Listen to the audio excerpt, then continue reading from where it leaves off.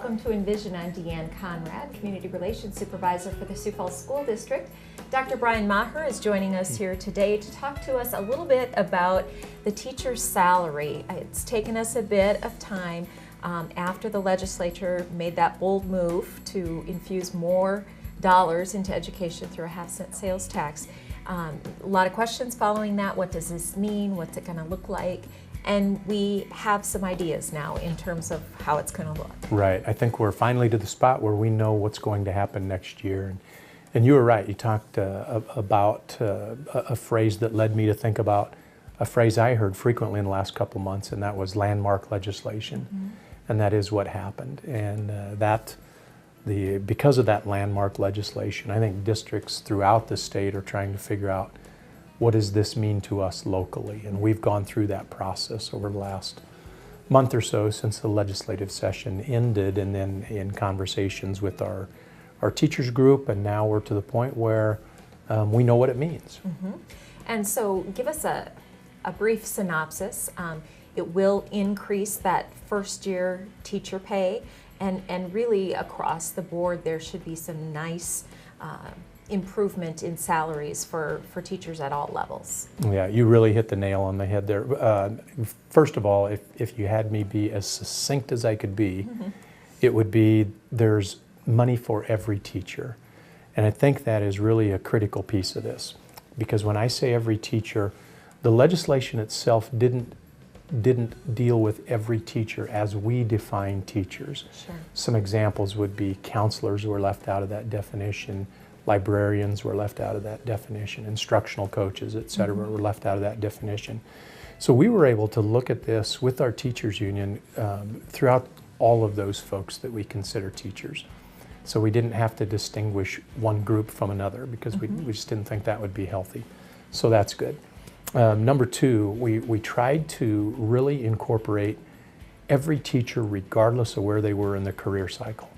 So we wanted to make sure there's more money for the brand new teacher. Mm-hmm. We wanted to make sure there was more money for the teacher at the end of their career.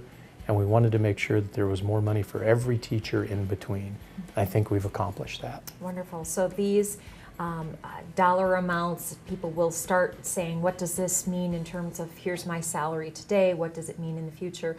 The contracts for school employees will go out sometime in June, I think, is typically when that happens, and then we start to know more succinctly what each person is going to make. Well, I don't know when the contracts go out. That'll be new for me in my first year to try to figure that out. So, in fact, I had not even thought about that until you just said that.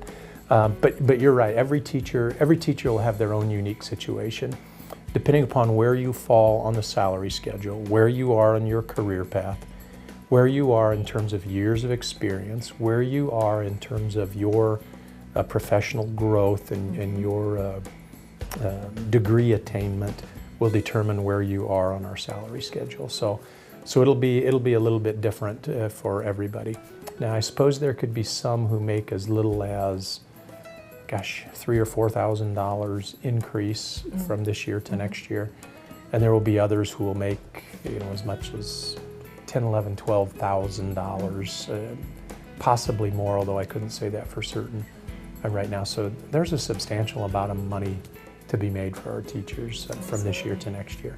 Well, that's all good news. We've been talking about teacher quality, and with all of the competition from surrounding states, important to have those additional funds. It doesn't necessarily mean make every teacher better just because they're going to get increased pay, but it certainly prevents them or has them think twice about maybe traveling 25 miles across the border to another school district that does offer a higher salary. I'm tickled to be able to market what we have right now. You're going to come to Sioux Falls and you're going to get at minimum $35,752.